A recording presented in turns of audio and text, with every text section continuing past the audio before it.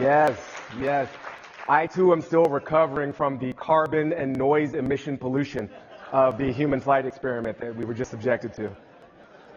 Here's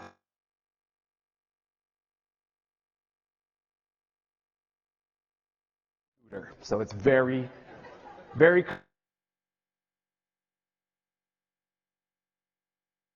like I think yes, we should. Like I know she's all about fair elections, but let's just make her the. It'll be dope.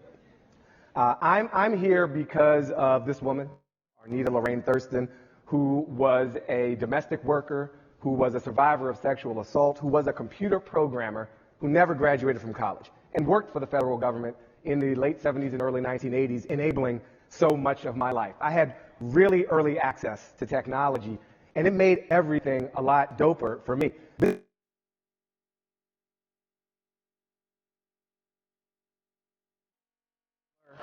Simpler time.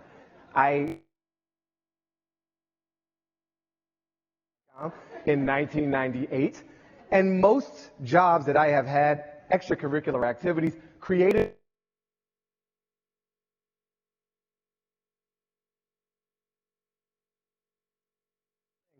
just the year before she did. It's called the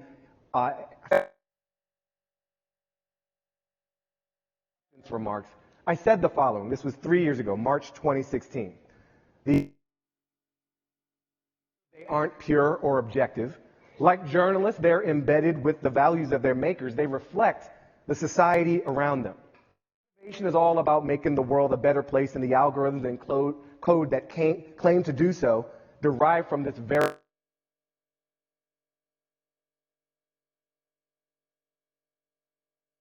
Could we have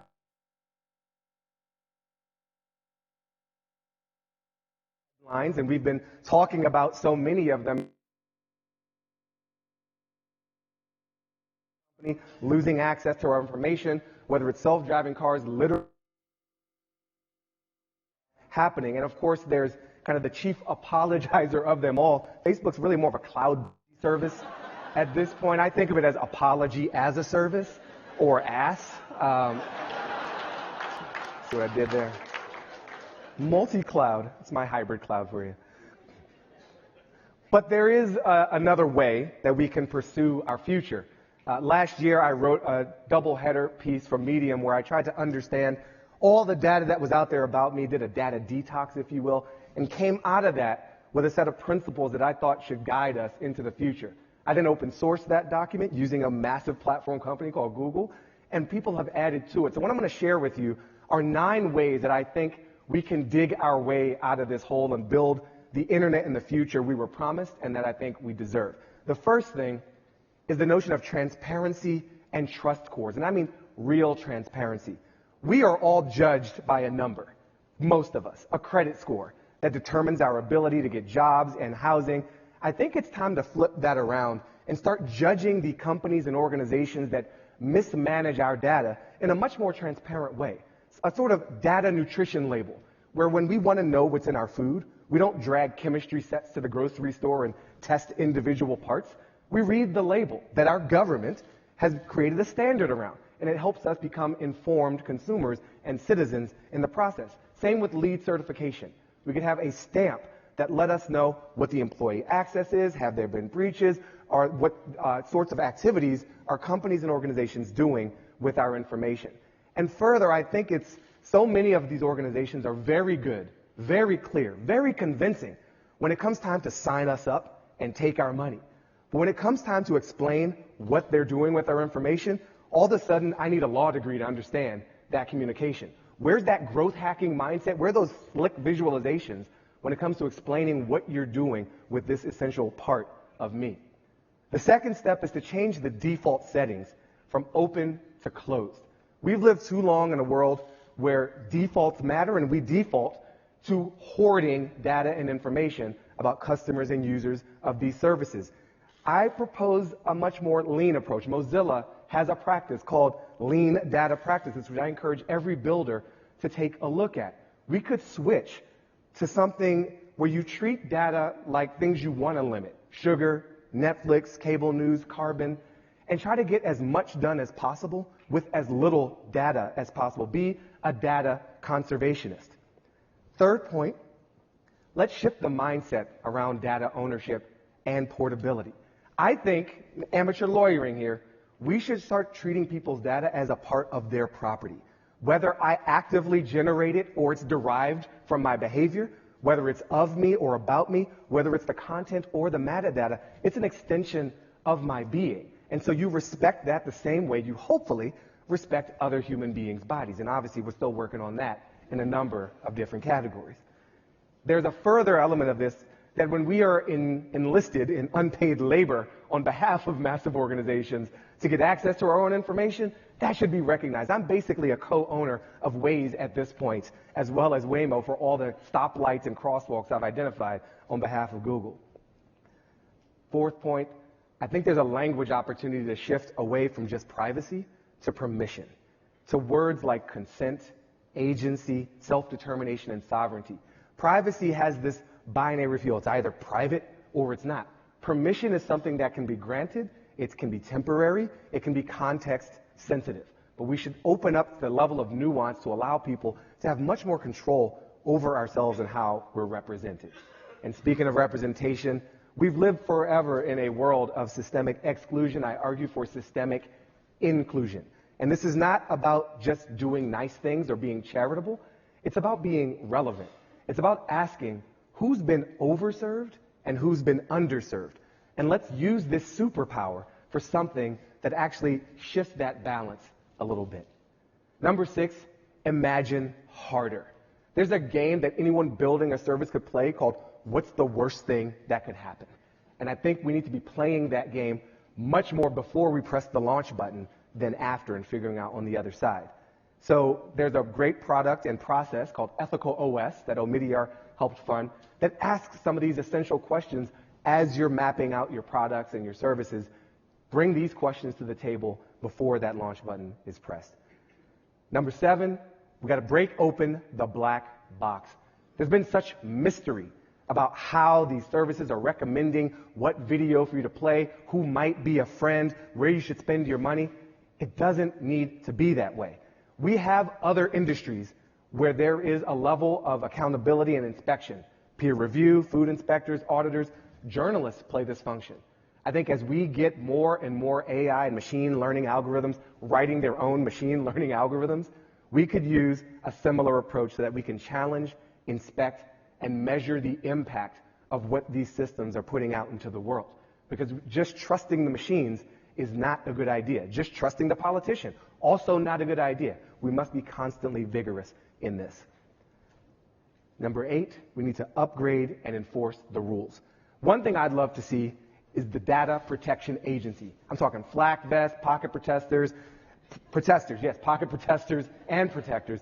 They bust into the open plan office space. They get a whiff that you're illegally listening in on people's conversations with their friends and then serving them ads about it later, but denying it all the while, even though we all know it's true. You pay a price for that. Paying the price is how we enforce against the behavior we don't want to see anymore. It's a very simple thing we do with people who are caught driving or operating while intoxicated or under the influence. We take away their license temporarily. We take away the vehicle, at least temporarily, and we don't allow them to cause further harm. Yet we have a massive set of violations of all of our sovereignty and our self-determination, and companies just keep doing the same old thing, are still trusted with the data that they clearly cannot be trusted with. Increase the price, and all of a sudden I think they'll make those security investments. The last point is that we should be empowering more than just consumption. We've taken the greatest technologies, the most advanced math, and some of the greatest minds the world has ever known, and we've used them to push advertising on people and to solicit money from them that they probably didn't want to part with in the first place. That's a low bar for the human experience or for human existence. Let's aim a little higher.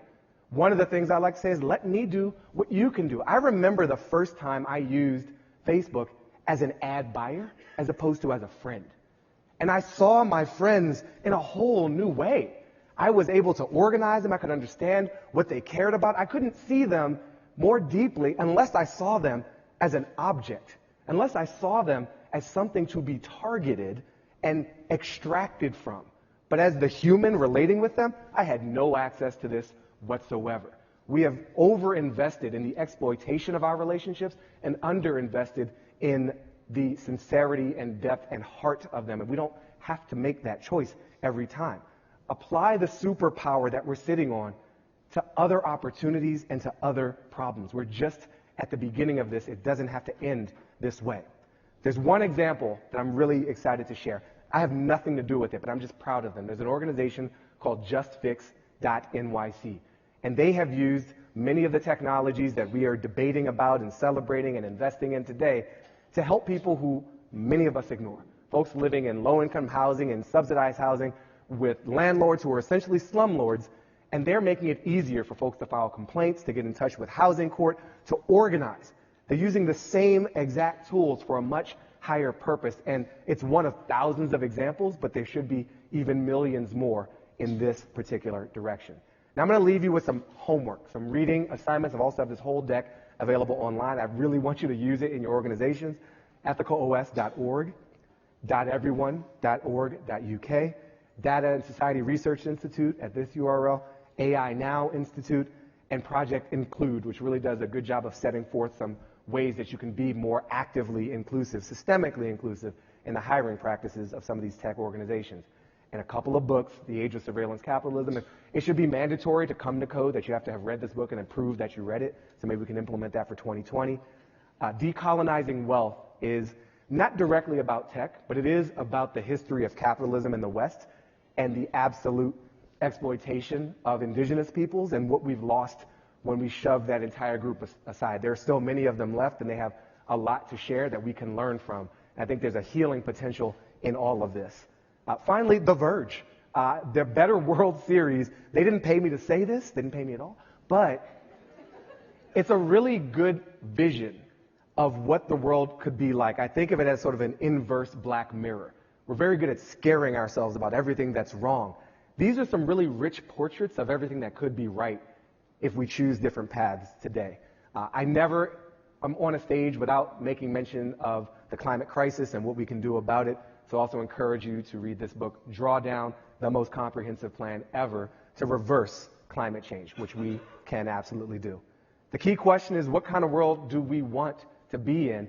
We have the power to imagine it, and we have the power to build it. Let's do all of that.